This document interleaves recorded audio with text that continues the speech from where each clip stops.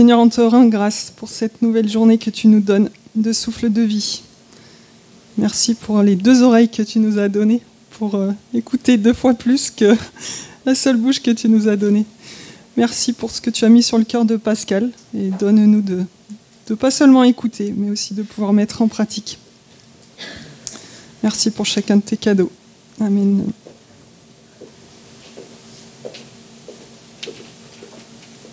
C'est toujours une joie, un plaisir de se retrouver. Je remercie Anne, normalement il est branché. Ça, voilà. Et tu peux surveiller le son s'il monte trop. Merci. Voilà, c'est une joie de se retrouver dimanche après dimanche, une joie de cette initiative que Anne a pris. Et donc, c'est une grâce de pouvoir entendre le témoignage de nos aînés. Et donc, moi, je me souviens d'une personne âgée chrétienne que je visitais régulièrement avec mon épouse dans un petit village au nord d'Alès. Elle avait été très active dans son église pendant 50 ans. Et chaque jour, quand j'allais la voir, les petits oiseaux, ils tapaient à sa vitre pour qu'elle leur donne à manger. Et ils restaient, elle leur donnait à manger. C'était magnifique à voir. Elle était rayonnante, mais portait en elle une certaine tristesse. Une certaine tristesse parce que, justement, elle ne pouvait plus se déplacer, elle ne pouvait plus aller au culte. Elle me disait que personne de son église ne l'a visité, ni pas même le pasteur. Et cette situation m'a beaucoup interpellé.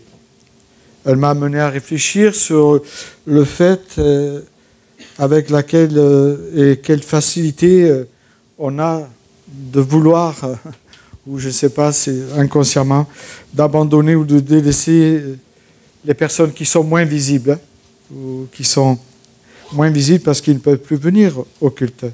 Et ça m'a beaucoup interpellé, ça m'a amené à réfléchir.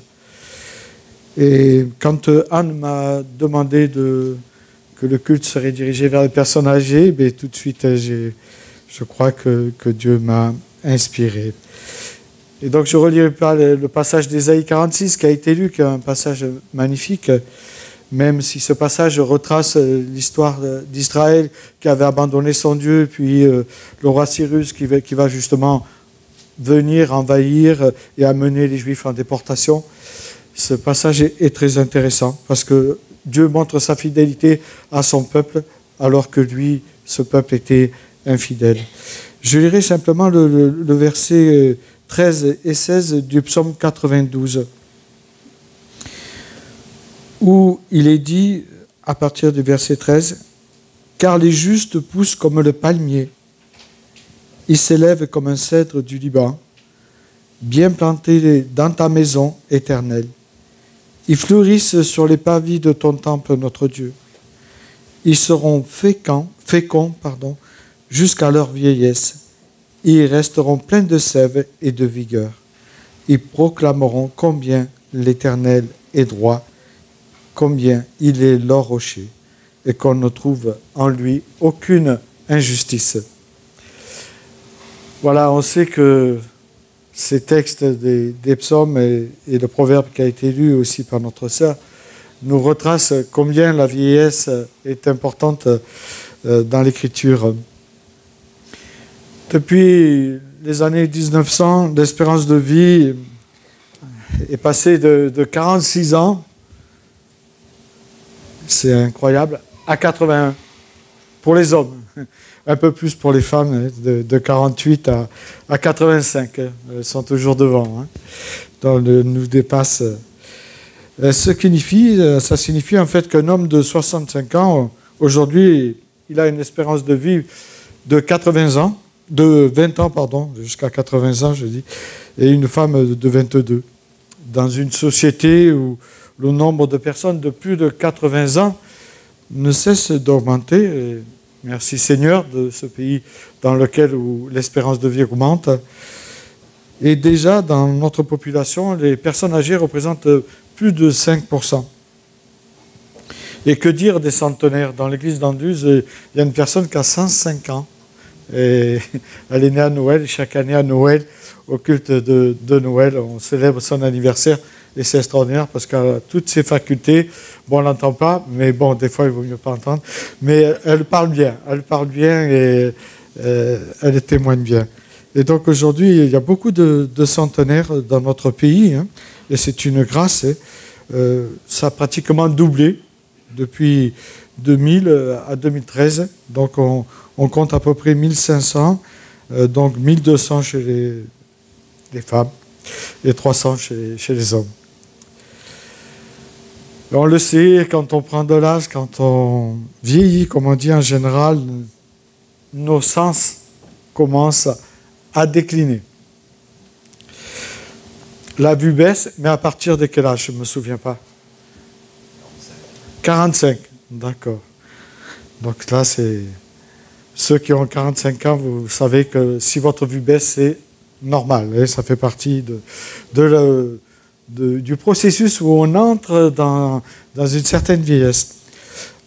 L'ouïe aussi devient moins fine et parfois on peut confondre les syllabes et l'on finit par mal interpréter ce qu'on nous dit.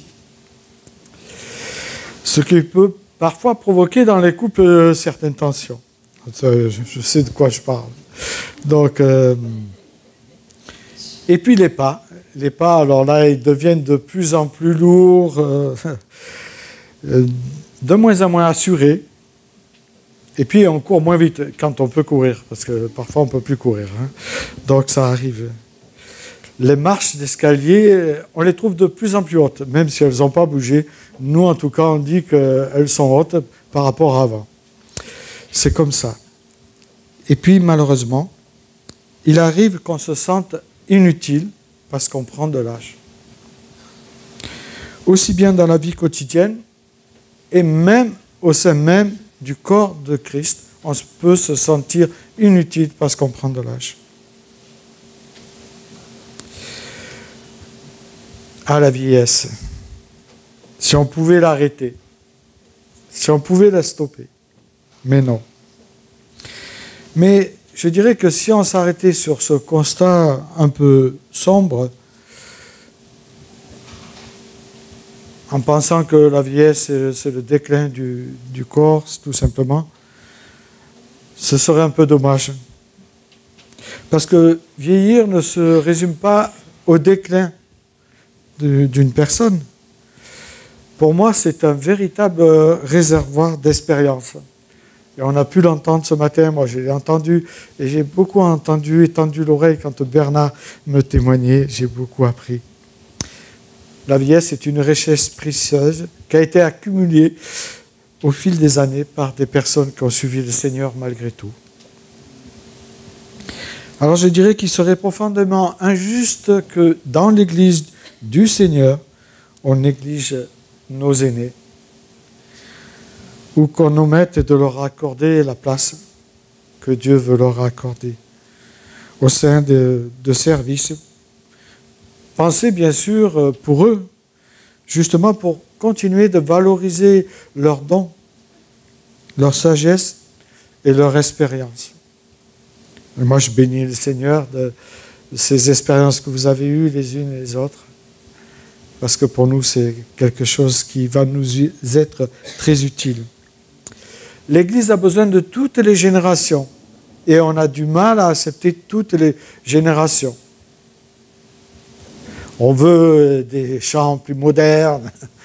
Ah, j'aime l'Éternel, hein. Oh, ça s'est dépassé ces années 70. Les aides de la foi, alors là, n'en parlons pas.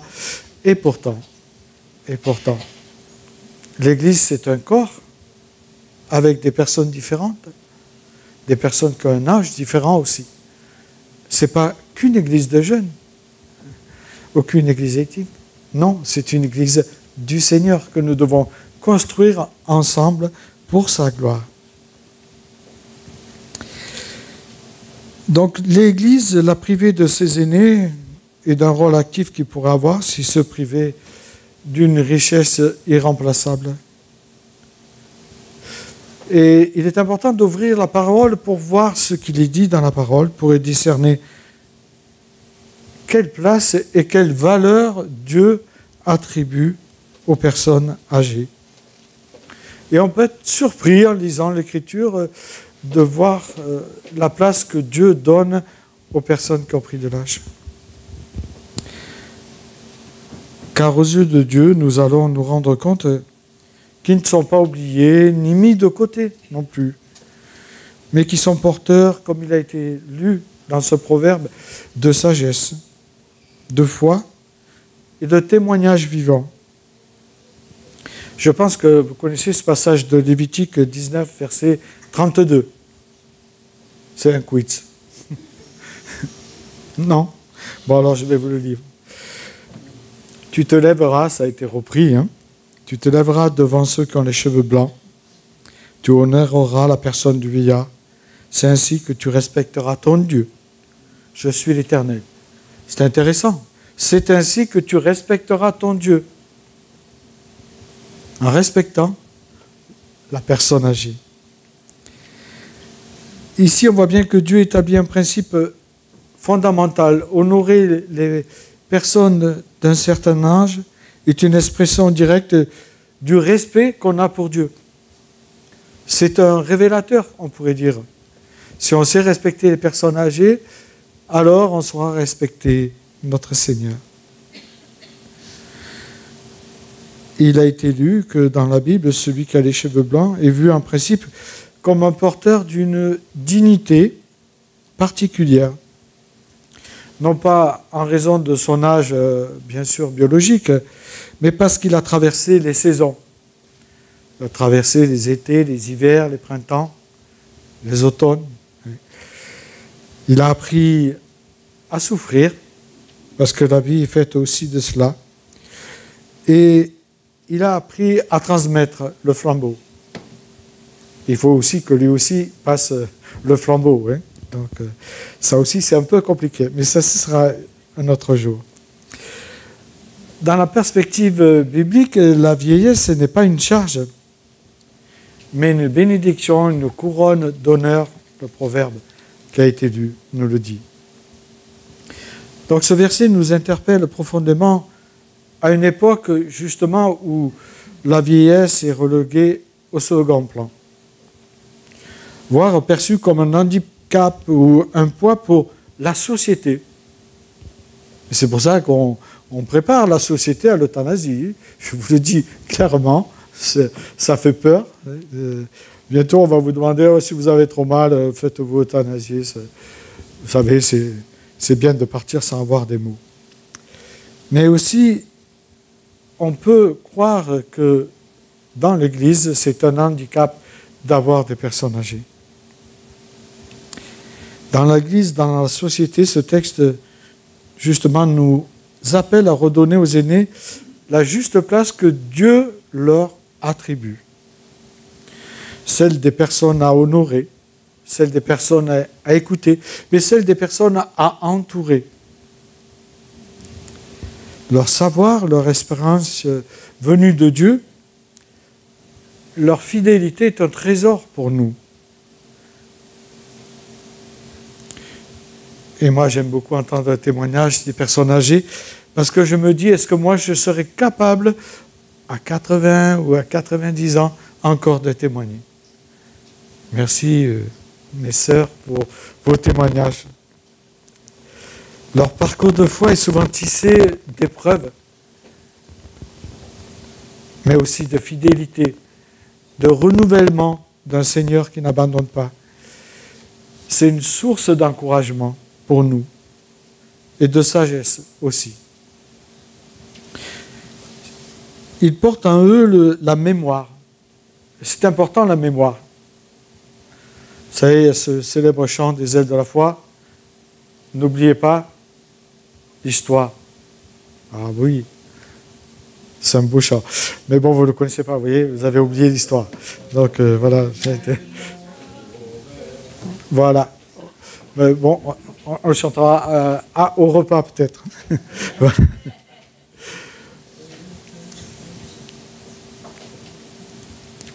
Donc ils portent en eux la mémoire de Dieu parce qu'ils ont traversé des années et ils nous montrent par là que Dieu est fidèle. Et c'est important de savoir que Dieu est fidèle, même quand on prend de l'âge. Et tout à l'heure, Pascal a cité Isaïe 46, « Jusqu'à votre vieillesse, je serai le même. Jusqu'à votre vieillesse, je vous soutiendrai. Je l'ai fait, je veux encore vous porter. Je veux vous soutenir. Je veux vous garder, dit le Seigneur. » En tout cas, si on prend l'Écriture, elle regorge de personnages bibliques qui ont fidèlement servi Dieu tout au long de leur vie, jusqu'à un âge avancé. L'apôtre Paul lui-même se disait vieillard. Je ne sais pas quel âge il avait, mais malgré cela, malgré son âge avancé, en tout cas pour lui, il était toujours à l'œuvre. Et Pierre, lui aussi, devenu âgé, exhorte les jeunes et les anciens à travailler ensemble. Waouh, pourtant il y a une distance, mais voilà, il nous exhorte. Jean a reçu sa plus grande révélation. Et on pense qu'il avait 90 ans quand Dieu lui donne cette révélation. Pourquoi il n'a pas donné cette révélation à quelqu'un de 20 ans? Parce que celui de 20 ans n'a pas traversé tout ce que Jean a dû traverser dans sa vie pour servir le Seigneur.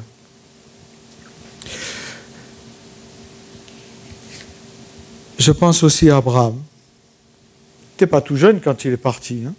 Bon, il a amené son papa, ça a compliqué les choses. Mais voilà, et puis il y a Moïse qui a servi jusqu'à 120 ans. Et il ne faut pas oublier la célèbre citation de Joël par Pierre le jour de la Pentecôte, qui annonce cette visitation de l'Esprit Saint à toutes les générations. Toutes les générations. Il dit, dans Actes 2,17, « Je répandrai de mon esprit sur tout être humain. Vos fils et vos filles deviendront prophètes. Je parlerai par des visions à vos jeunes gens. » Ça s'arrête là. Non. « Et par des rêves à vos vieillards. »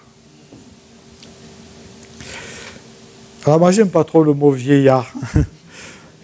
Peut-être parce que je rentre dans ce que Anne a dit. Hein. Eh oui. Mais j'aime bien aux Antilles, vous savez, une fois j'ai employé le mot ce vieux ou cette vieille, je ne me rappelle pas, parce que j'étais imbu de cette image que nous donnaient ici, moi je dis métropole, mais je ne suis plus là-bas. Donc en fait, eux, ils nous avaient repris, ils nous disaient, mais non, mais vieux, c'est quand on parle de meubles, c'est pas quand on parle d'une personne. Les gens, quand ils prennent de l'âge, ils grandissent. Et j'ai trouvé ça très gentil, très beau. Alors depuis, j'évite de dire vieillard. En tout cas, l'Écriture nous démontre clairement que les personnes âgées ne sont dans l'Écriture ni au chômage, ni exclues d'un ministère. Il n'y a pas d'âge de limite pour le sacerdoce, comme il était à un moment donné dit. Paul dira, et même si notre être extérieur se détériore peu à peu, intérieurement, nous sommes renouvelés de jour en jour. C'est magnifique ça. Et puis, je dirais, il ne faut pas oublier ceux qui ont bâti l'Église avec amour, ici. Je ne pense pas que ce soit des jeunes.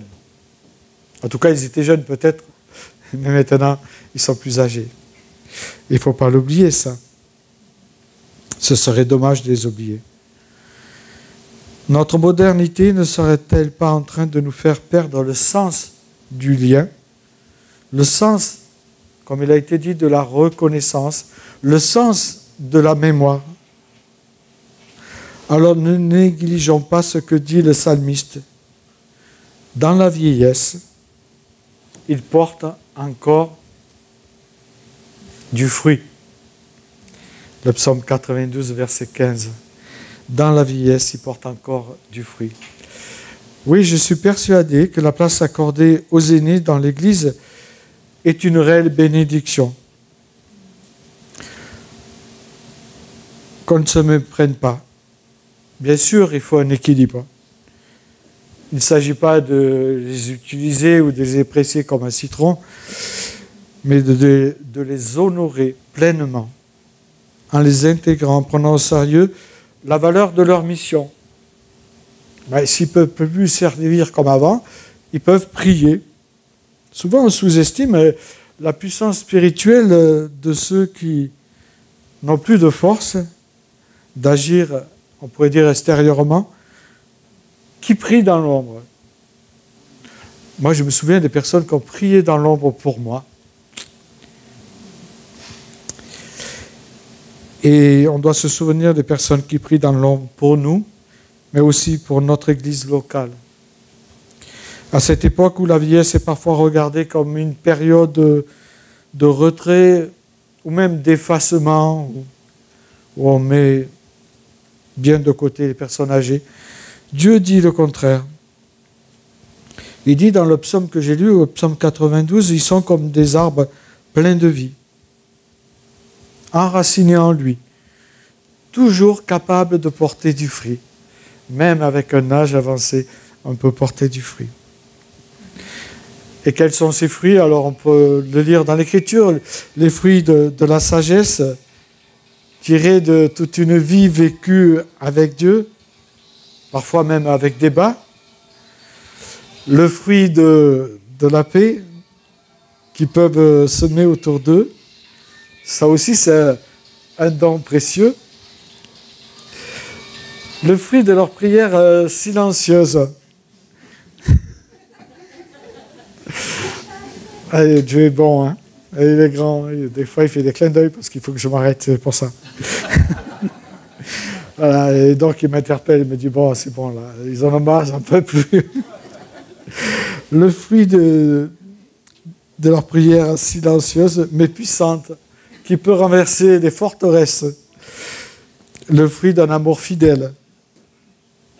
Dans un monde où l'infidélité est là, à tous les coins de rue.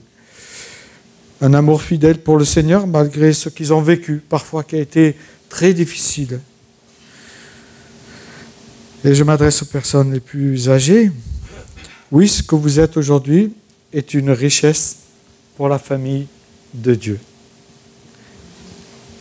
Et pour vos familles aussi.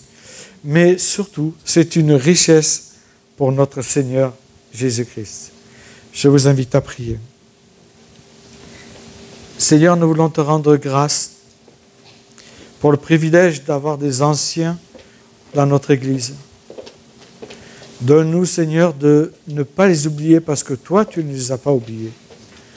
Donne-nous de savoir leur trouver leur place avec les forces qu'ils ont. Et merci pour leur histoire.